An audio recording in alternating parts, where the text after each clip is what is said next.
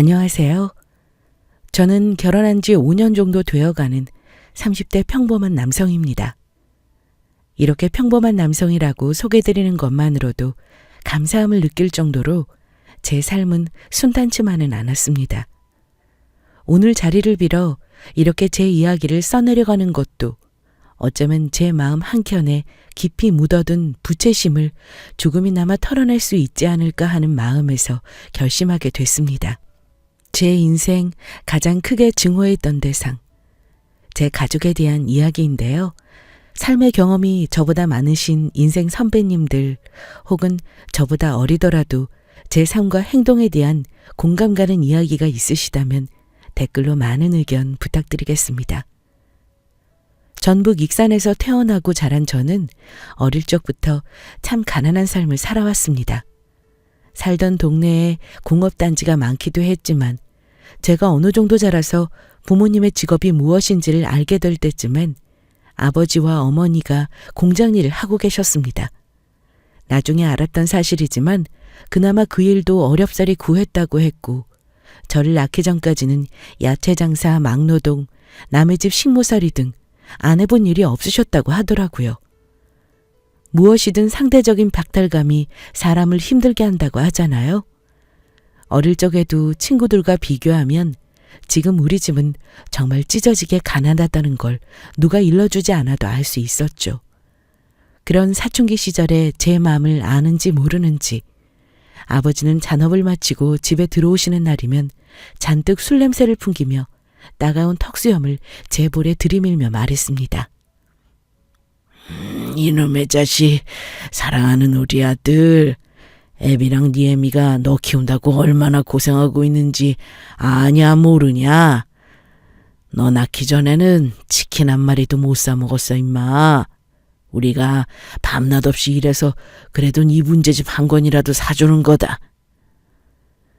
부시럭거리며 제 머리맡에 양념통닭 한 봉지를 올려놓고는 무슨 영웅담이라도 말하듯 지금도 더 가난했던 신혼시절 얘기를 중얼거리던 아버지. 제가 중학교에 입학하던 해에는 그나마 다니시던 생산공장에서도 퇴직을 당하셨고 급기야 막노동 일로 가정을 책임지게 됐습니다. 어머니는 몸이 안 좋으셔서 3교대 공장 일을 더 이상 하실 수 없게 됐고요. 다들 아실 거예요. 한참 예민한 중학생 시절 내 아버지가 막노동을 하며 일을 한다는 사실은 이성적으로나 감성적으로나 잔인한 현실로 다가오더라고요. 정말 하루 벌어 하루 먹고 사는 수준의 가난에 시달렸던 것 같습니다.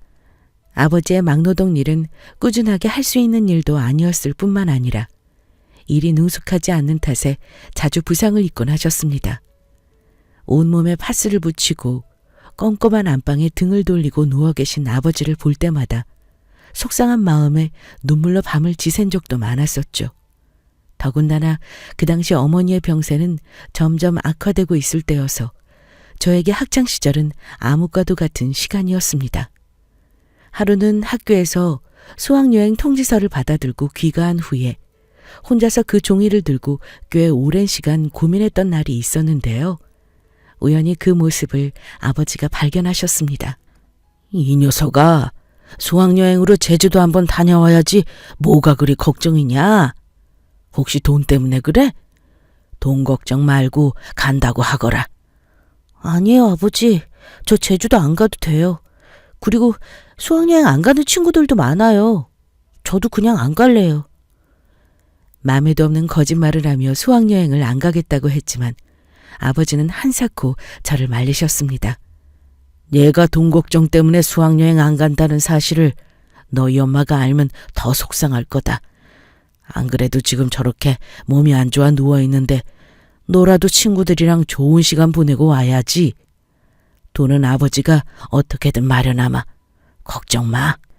생각해보면 아버지에게 저라는 존재가 거침없이 어떤 일에든 뛰어들게 만드는 원동력이었을지 모릅니다. 그렇게 돈 걱정하는 아들과 걱정 말라면서도 내어줄 돈은 없는 아버지의 관계로 저희는 서글픈 세월을 힘겹게 보낼 수밖에 없었죠. 그때쯤이 중2 정도 됐을 때입니다.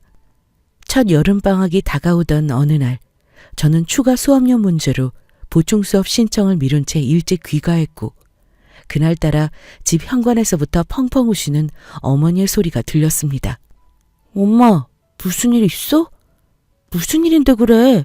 말해봐. 아니, 너희 아버지가 경찰에 끌려갔단다. 뭔 일인지는 모르겠어.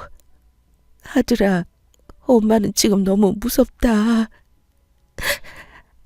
미안하다, 아들. 아버지가 왜 경찰에 끌려가? 왜? 왜?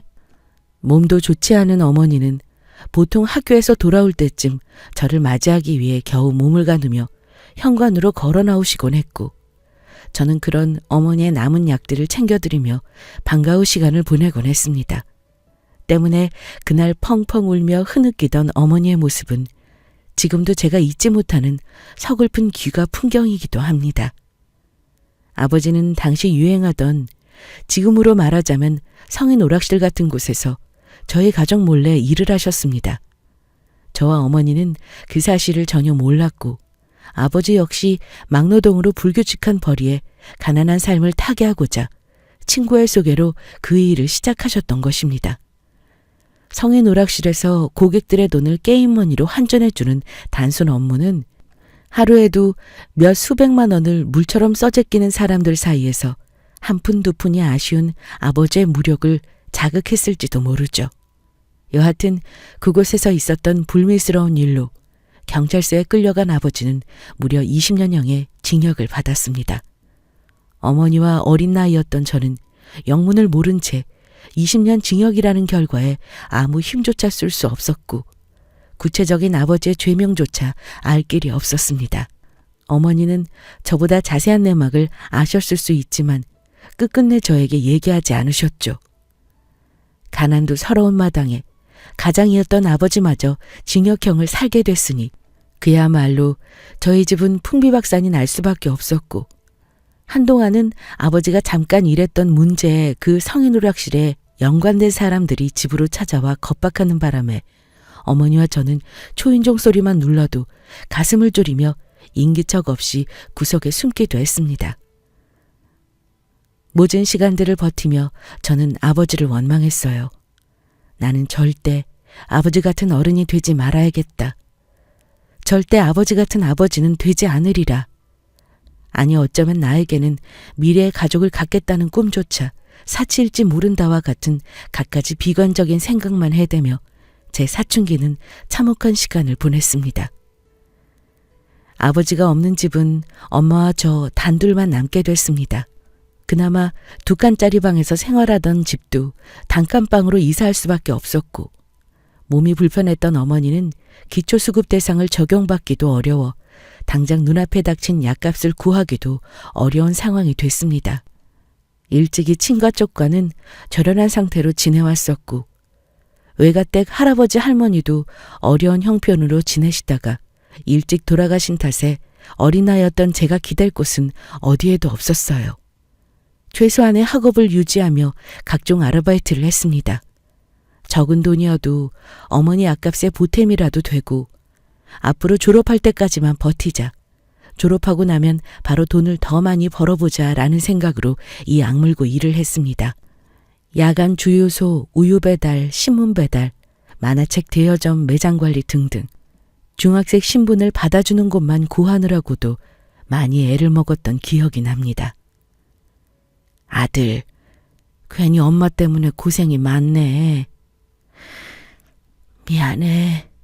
남들처럼 좋은 옷도 좋은 음식도 풍족하게 해주지 못해서 속상하구나. 아니야, 엄마.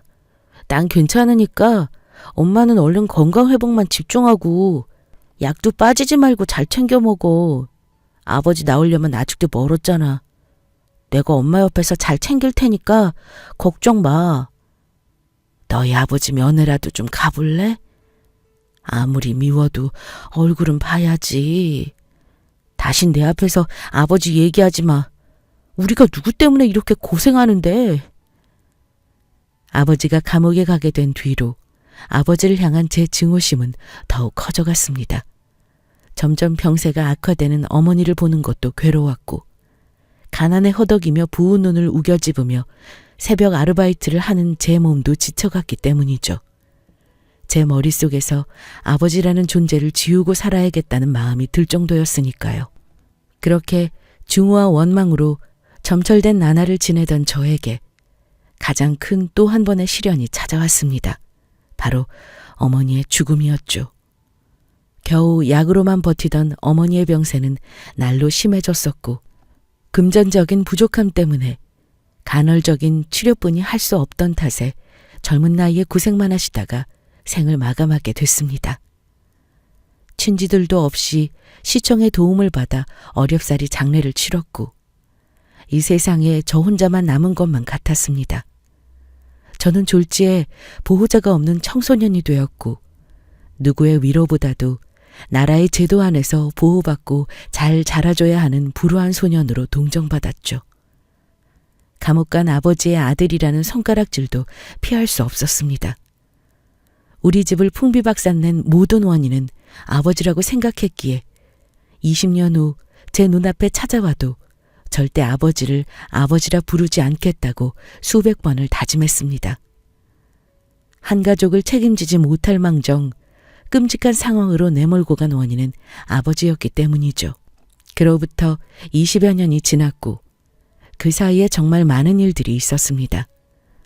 홀로 고생만 하다가 돌아가신 어머니에 대한 그리움은 다시 다잡아야겠다는 오기로 되돌아왔고 그것은 제 삶의 중심을 꽉 잡아주었습니다. 아직은 세상이 살만하다고 느껴졌던 것은 홀로 된 저에게 학교 시청 그리고 나라에서 많은 제도와 보살핌으로 이끌어 주셨어요. 불량한 비행의 유혹이 있을 때면 어머니 목까지 잘 살아달라고 목회자분들이 기도를 해주셨고 돈도 없는데 공부는 무슨 공부냐는 저에게 학교 측에선 학비 지원 제도를 적용해 주시기도 했으니까요. 따뜻한 손길 덕분에 별탈 없이 30년 중반이 된 저는 그간 결혼까지 성공하여 저만 바라봐주는 어여쁜 아내까지 얻게 됐습니다. 물론 아내와 연애하던 시절에 이 모든 가정사를 다 얘기했어요. 당신이 들었던 대로 난 진짜 어린 시절 좋은 기억이라곤 눈꼽만큼도 없어. 불쌍하게 아프기만 했던 우리 어머니, 그런 우릴 등지고 요행을 꿈꾸다 징역살이 하고 있는 아버지란 사람까지 말이야. 다 알아요. 그치만 그걸 잘 견뎌내고 이겨냈으니까 지금의 당신이 있는 거고 그런 당신한테 난 또 홀딱 반해서 이렇게 같이 결혼까지 했는걸. 과거에 얽매이지 말고 이제부터 나랑 행복하게 잘 살아봐요. 연애 초부터 항상 긍정적인 에너지를 듬뿍 주는 그녀는 지금의 제 와이프입니다.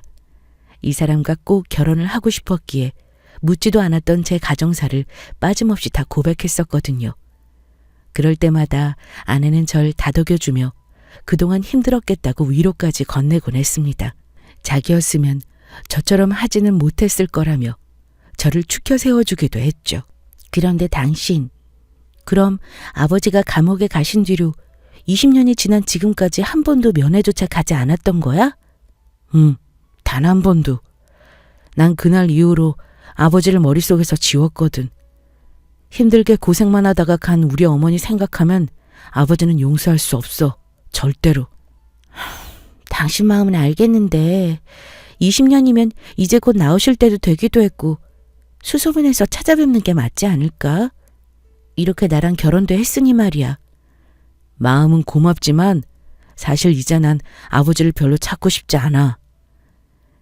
아버지의 징역살이가 거의 끝나간다고 옆에서 세워주는 아내에게도 아버지는 절대로 용서할 수 없다고 몇 번이고 얘기해줬습니다. 그만한 죄를 지었으니 20년이라는 긴 세월을 감옥에서 보냈을 것이고 그 죄가 무엇이든 어머니와 저에게 큰 상처를 남긴 몫은 아버지에 대한 원망이라는 형벌로 대체하고 있었으니까요. 이룰 수 없을 것 같던 저의 가정과 행복은 지혜롭고 따뜻한 마음씨의 아내 덕분에 새롭게 꾸려지고 있었습니다. 함께 미래를 그려가며 계획했고 아내는 저에게 가족이라는 소중함을 새롭게 일깨워주는 사람이었어요. 남들 다 한다는 부부싸움도 크게 없었던 것이 아내는 굉장히 합리적이고 유연한 사람이었거든요.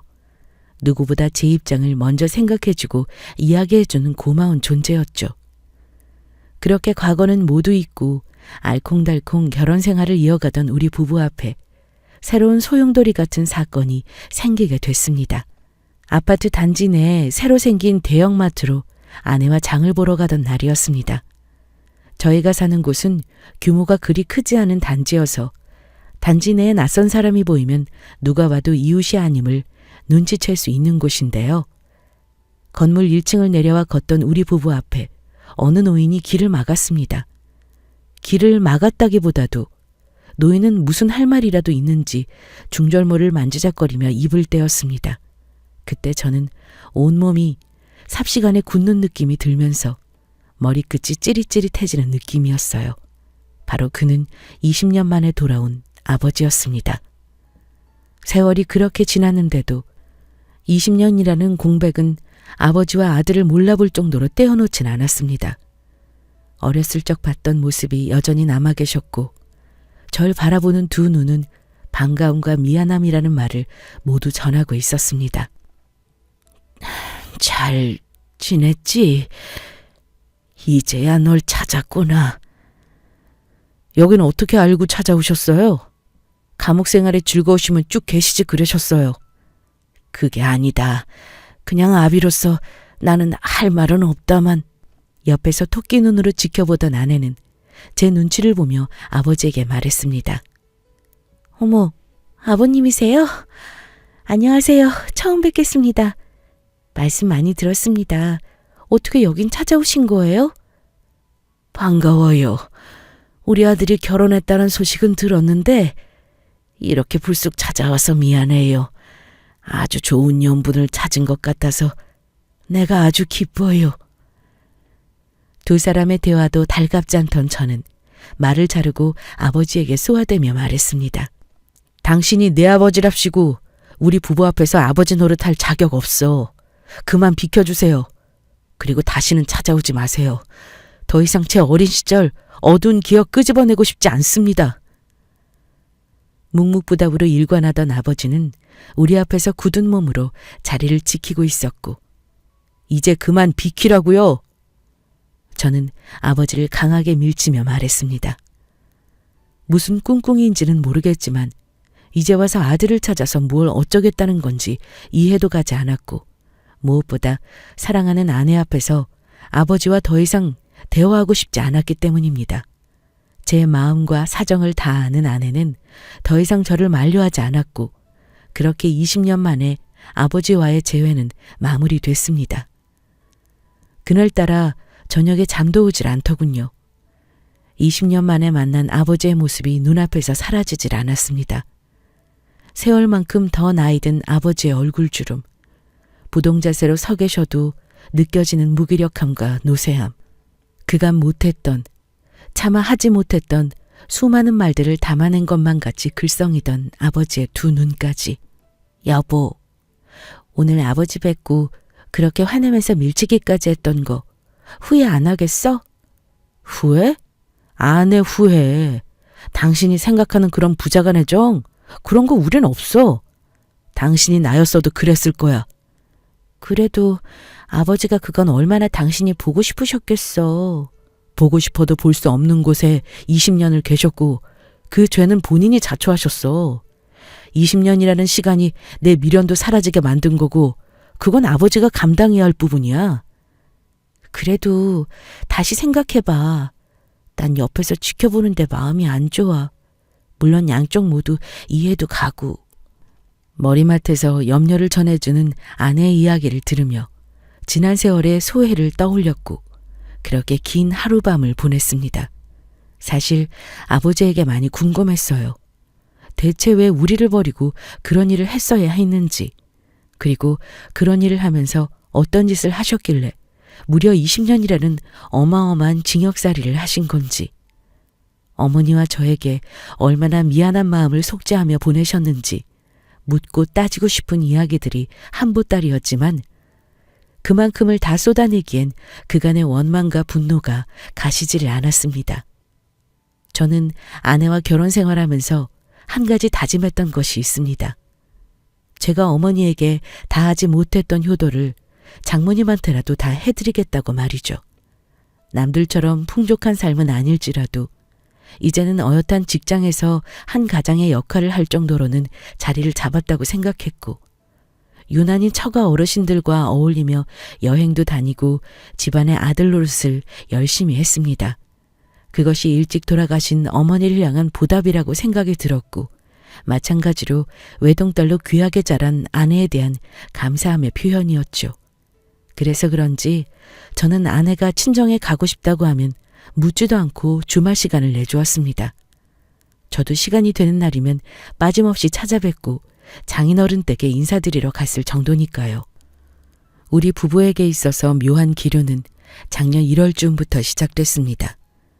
보통 주말이면 그동안 봐두었던 SNS 맛집을 찾는다든지 아내가 좋아하는 가수의 공연이나 대학로 뮤지컬 등을 관람하며 함께 시간을 보냈었는데 아내가 어느 날부터인가 매주 열심히 친정을 가겠다며 외출하는 것이었습니다.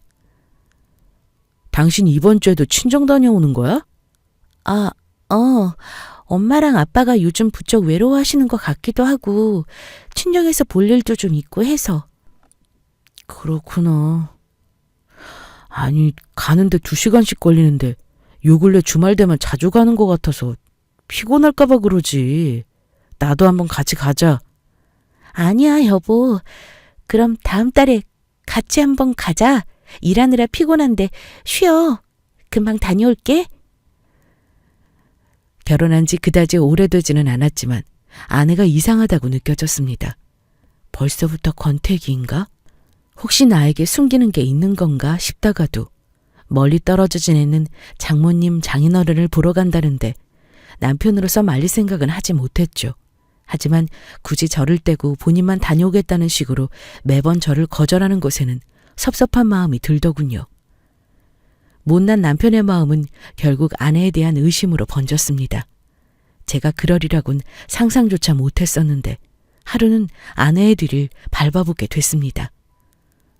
여보, 오늘도 친정 다녀오는 거지? 장인어른이랑 장모님 나도 같이 가서 뵈면 어떨까? 마침 주말 업무도 비어서 괜찮은데. 응? 아니야, 괜찮아. 나 혼자 다녀오고 싶어. 일하는 사람 오면 엄마 아빠도 불편해하실 거야. 걱정 말고 집에서 푹 쉬고 있어. 어김없이 절 떼어놓고 친정을 다녀오겠다는 와이프. 장인어른이나 장모님께 전화를 해볼까도 생각했지만 혹이라도 아내가 거짓말을 한 거였으면 제가 건 전화가 아내를 의심하는 걸로 비춰진다면 안 되겠다는 생각에 마음을 접었지요. 그날은 그냥 아내를 몰래 따라가 봤습니다. 장롱 면허로 서툰 운전을 하던 아내는 꼬불꼬불 비탈기를 타고 어딘가로 급히 향했고 저는 눈치채지 못하게 일정한 거리를 두며 뒤를 쫓았죠. 확실히 처가댁을 가는 경로는 아니었습니다. 저도 처음 가보는 초행길을 향해 가는 아내의 차를 하염없이 쫓았습니다. 아내가 도착한 곳은 어느 요양원이더군요.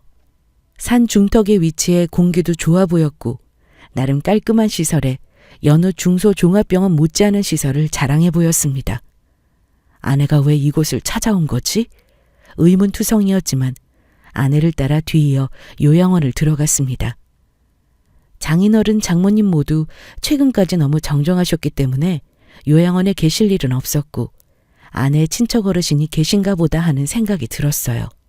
아내는 빠른 걸음으로 2층 계단을 올라가더니 이내 어느 요양실을 찾아 들어가더라고요. 저는 바짝 따라가지는 못했고 슬쩍 아내가 들어간 요양실 앞을 들여다봤습니다. 그때 익숙한 이름. 네, 저희 아버지의 이름이 적혀있는 요양실이었습니다. 아내는 익숙한 듯 아버지와 안부를 물었고 아버지는 눈물을 훔치며 아내에게 이것저것 이야기를 하시더군요. 목소리는 얼마나 크던지 바깥까지 다 들릴 정도로 대화를 하셨습니다. 잘 지냈지? 매번 이렇게 찾아오느라 고생이 많구나. 아니에요, 아버님. 몸은 좀 어떠세요? 나야 뭐 우리 아들한테 진 빚을 생각하면 아파 죽어도 모자람 없는 삶 아니겠냐. 그나저나 네가 이렇게 매번 찾아와 주니까 더 면목이 없다. 어젯밤에도 고약한 꿈을 꿨어. 내 아들한테 못해준 게 너무 많아서 지은 죄가 많아서 벌을 받는구나 싶구나. 미안함에 잠을 잘 수가 없어. 염려 마시고 건강만 생각하세요. 남편은 제가 차차 설득할 테니까요. 만나셔서 식사도 하시고 좋은 곳에 놀러도 가시면 좋잖아요. 여기 지내시면서 회복하시고 얼른 일어나세요. 그렇습니다. 아내는 그동안 친정에 다녀온다고 하고서 제 아버지가 있는 요양원을 다녀왔던 것이었습니다. 지난번 집 근처로 찾아왔을 때보다 더 수척해지고 유약해 보이는 아버지의 모습은 누가 봐도 건강 상태가 안 좋아 보였어요. 그도 그럴 것이 고된 20년의 수감 생활을 하면서 건강을 챙길 겨를이 없었겠죠. 그 와중에 제 얘기를 하며 아내 앞에서 눈물을 훔치는 아버지의 모습을 엿보고 있자니 저도 마음 한켠에 슬픔이 밀려오더군요. 어찌됐든 그 광경을 몰래 지켜보며 아내에 대한 의문을 풀게 되었습니다. 더 지체하고 있는 아내를 등지고 저는 먼저 요양원을 빠져나와 집으로 향했어요. 그날 저녁 집으로 돌아온 아내에게 제가 먼저 말을 꺼냈습니다. 있잖아. 오늘 내가 사실 당신들을 쫓았어. 우리 결혼한 지 얼마 되지도 않았는데 나한테 자꾸 뭘 숨기려 하는 것 같고 안 그래도 요즘 이것저것 복잡한 마음이었거든. 일단 그렇게 미행하게 된 건 사과할게. 언제부터였어? 아버지 요양원을 찾아간 건. 아버지는 갑자기 왜 요양원에 있는 거고? 모든 사실을 제가 알았다는 것에 아내는 놀라는 눈치였습니다. 이윽고 차근차근 설명해 주더군요. 그때 우리 동네로 아버님 찾아오셨었잖아. 그 후로도 나 혼자 있던 날 한 번 또 오셨었어. 숨어서 계시는 걸 내가 먼저 발견했고 그때부터 아버님 연락처 묻고 연락 주고받았어. 몸 안 좋아지신 지는 얼마 안 됐어. 거동도 불편하시고 제대로 된 치료도 안 받고 계셔서 내가 다 속상하더라고요. 당신 아버님이니까 나한테도 가족이잖아. 당연히 해야 할 도리를 한 거고.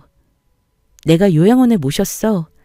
당신과 상의 없이 한 건 나도 마찬가지로 미안해. 그치만 당신이 아버님이랑 연락한다는 걸 알게 되면 노발대발 싫어할 거라고 생각했어. 차차 오해를 풀었으면 했고.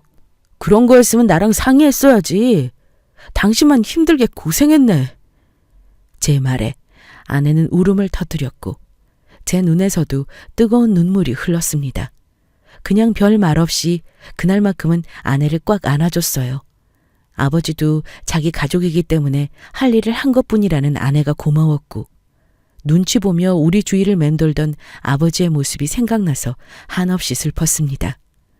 미치도록 믿고 증오했던 아버지가 사실은 가슴 한켠엔 그리운 존재로 묻어져 있었던 것이었을지도 모르죠. 조금 진정된 상태로 아내와 계속 아버지에 대한 이야기를 좀 더 들을 수 있었습니다. 자정이 가까운 시간까지 대화했던 기억이 나네요. 아내는 하나씩 하나씩 아버지와 있었던 일들, 그리고 아버지에게 들었던 이야기들을 저에게 설명해 주려고 노력했습니다. 여보가 아버님에 대해서 나에게 했던 얘기는 어릴 적 돌아가신 어머님과 당신을 힘들게 했었다는 얘기였잖아. 나도 당연히 그 내용밖에는 몰랐고. 정말 힘들었어. 엄마는 약간 구하기도 힘들어서 내가 아르바이트로 버는 돈이 고작 전부였거든. 진짜 희망이라고는 없는 시간이었지. 사실 내가 아버지를 증오하는 건 원초적인 이유였던 걸지도 몰라. 아버님은 그때 당신 가족들이 힘들었다는 사실을 마찬가지로 여전히 괴로워하고 속상해하셔. 수감되신 동안에 들여다볼 수 있는 방법도 없으셨고 아직 성인도 안 된 당신을 케어하지 못한 가장이 됐다는 거에 한스러워 하시더라고. 얘기 들어보니까 돌아가신 어머님에 대한 그리움도 엄청나시더라. 가시는 것도 못 보셨을 테니 말이야. 그래도 아버지를 완벽히 용서할 순 없어. 그건 당신도 날 이해해줘. 아버지는 어쨌든 죄를 지으셨잖아. 열심히 으쌰으쌰 살아내면 되는 거였고 내가 일확천금을 바라며 나를 케어해 주길 바란 것도 아니야. 불법적인 일을 하면서 탐욕을 부려 결국 감옥살이를 한 게 내 아버지였던 거잖아. 그것만으로도 나한테는 치욕스러운 기억을 안긴 사람이 아버지야. 그래서 여전히 난 아버지를 아버지라는 존재로 받아들이기가 힘들어. 그때 당시 내용에 대해서 정확하게 알고 있어? 어떤 내용? 아버지가 감옥에 왜 가게 됐는지? 사실 그 부분도 아버님이랑 얘기를 많이 하게 됐는데, 일단 아버님이 수감 생활을 오래 하신 분이라서 요양원에 들어가는데 굉장히 까다로웠거든. 덕분에 이것저것 준비하면서 아버님의 기록들이나 센터 자료 같은 걸 받아볼 수 있었는데 우리가 모르는 사실들이 꽤 있더라고. 나는 워낙 어릴 적이기도 했고 당시 어머니도 자세히 얘기를 안 해주셨어. 왜 아버지가 감옥에 갔는지는. 그냥 불법적인 도박 같은 게 아닐까 생각했던 거지. 그게 아니었어. 진짜 진범은 따로 있었고 아버님 말로는 그게 친구분이었다나 봐. 당시에 같이 일했던 분이 게임머니 같은 걸 엄청난 고액으로 훔쳤는데 그 죄목을 토대로 더하고 더해서 아버님한테 모든 걸 뒤집어 씌우게 했었더라고. 힘없던 아버님은 그 엄청난 사건에서 일개 노동자로 억울한 누명을 썼던 거지. 이 부분은 나도 주변에 도움 요청해서 지금이라도 명예를 회복시켜드리고 싶어. 물론 아버님 건강 회복이 먼저겠지만 말이야. 누명이라고? 우리 아버지가 당시에 억울한 누명을 썼던 거라고? 저번에 우리 앞에 처음 찾아오셨을 때 그런 얘기들을 20년이 지난 이제라도 해주고 싶으셨나 봐. 다행히 자주 찾아뵙고 다가가니까 나한테는 얘기해 주셨어. 그런데도 그때마다 당신 아들 얘기하면서 서럽게 우시는데 정말 지켜보는 나도 애틋하고 서글프더라. 그날 이 모든 얘기를 듣고는 아내 앞에서 체면이고 뭐고 두 눈이 퉁퉁 부어 시뻘개질 때까지 울었던 것 같습니다. 서로를 안아주며 위로해주고 토닥여줬고 이제라도 아내 덕분에 아버지와의 오해를 풀 수 있게 된 것에 감사한 마음이 들었죠. 당장이라도 아버지에게 찾아가서 직접 얘기를 듣고 싶었습니다. 가슴속 묻어뒀던 아버지에 대한 그리움들이 다시금 꺼내지는 듯 했죠. 아내는 더 할 말이 남았다는 듯 말을 이어갔습니다. 그리고 한 가지 더 알아야 할 사실이 있는데 아버지가 좀 많이 안 좋으셔. 아버지가? 어디가 안 좋으신데?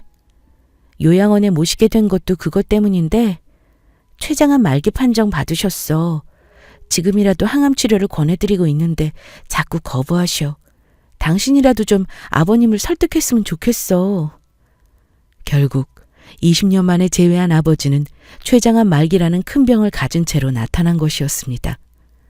중학교 시절 힘겹게 막노동하고 고된 피로를 껴안은 채 눈 감아 주무시던 아버지가 이제라도 건강하고 편하게 지내셨으면 했는데 이제는 내가 베풀 수가 있을 것만도 같은데 건강이 그렇게 안 좋아지셨다는 말을 들으니 아찔한 생각이 들더군요. 바쁜 평일 주간을 마무리하고 그 주 돌아오는 주말 곧장 아내와 함께 요양원을 다시 찾았습니다. 조수석에 앉은 아내도 한결 마음이 편해 보였어요. 아버지를 만나러 가는 산 비탈길이 그날만큼은 경쾌하게 느껴졌습니다. 살짝 창문을 열었을 때 들어오는 기분 좋은 바람도 우리 가족의 힘들었던 지난날을 위로하는 듯 했습니다. 지난번 세게 밀쳐졌던 아버지를 오늘만큼은 꽉 안아드리리라 다짐하고 드디어 아버지를 만났습니다. 아내가 먼저 운을 띄었어요. 아버님, 오늘은 남편이랑 같이 왔어요. 모든 얘기 다 했고요. 오늘만큼은 맘 푹 놓으셔도 돼요. 그간 못했던 얘기도 하시고요. 아버지는 말없이 고개를 푹 숙이셨고 이내 눈물을 흘리셨습니다. 아버지, 제가 오해해서 죄송해요. 하지만 그만큼 어머니랑 저 너무 힘든 세월이었어요. 아시잖아요. 이해해달라고 하지 않을게요. 아버지도 같은 마음이시죠? 이 사람이랑 저 결혼해서 이렇게 잘 살고 있으니까 이제 저랑 같이 가요. 저희랑 좋은 공기 마시면서 집에서 따뜻한 식사하시고 얼굴 보며 지내자고요. 나는 여전히 너한테 면목이 없단다. 이제 다 죽게 생긴 몸으로 니들 부부랑 같이 산다는 건 너무 큰 은폐이지 싶어. 이렇게 오해를 풀고 다시 안아볼 수 있다는 것만으로도 내 소원은 다한 걸로 치마. 많이 억울하고 힘드셨죠? 아니, 그냥 그립고 미안했다. 가족을 그리워할 자격도 없었다고 여겼지. 미안하셨으면 이제부터 갚으세요, 저한테. 저 또 양념통닭도 사주시고 저랑 술도 한잔 하시고 저희 아이 가지면 손주도 봐주셔야 할 거 아니에요. 그러려면 저희랑 같이 가시고 꼭 항암 치료도 시작하자고요. 그거 안 받으시면 안 돼요. 고맙다. 요양원에서 간단한 서류를 정리하고 건강 체크를 받은 뒤 돌아오는 길엔 뒷좌석에 아버지를 모시고 올 수 있었습니다. 먼저 같이 지내자고 제안해준 아내에게도 한없이 고마운 마음이 들었고 한결 편해진 아버지의 표정을 보고 있자니 저도 그날만큼은 감정이 벅차올랐어요. 집에서 같이 지내게 된 아버지와 참 많은 대화를 하며 시간을 보냈습니다. 되려 어릴 적 공장 일에 막노동에 집에 계시는 시간이 적었던 탓에 그때보다 지금이 곱절은 많은 대화를 하게 된 것 같다는 생각도 들었어요. 수감 생활이 끝난 뒤에 어떻게 지내셨는지, 혼자 외롭진 않았는지 이것저것 궁금한 것들을 여쭈어 봤죠. 생각해보면 20여 년이 넘는 시간 동안 감옥과 골방을 근근하며 홀로 지냈던 아버지는 잘 차려진 가정집에서 지내시는 거에 익숙하지 않으신 게 당연했던 것 같아요. 점차 적응해 가실 수 있게 늦게나마 저도 아들 노릇을 좀 했습니다. 어릴 때 꿈이 아버지랑 목욕탕에 한번 가보는 것이었어요. 이제는 제가 먼저 가시자며 졸라야 하는 나이가 되었고 쑥스러워 하시던 아버지와 오붓하게 사우나를 즐기며 소원풀이도 했습니다. 아버지가 국밥을 좋아하셨다는 사실도 처음 알았어요. 그간 가장 먹고 싶으셨던 게 국밥이었다고 하시더군요.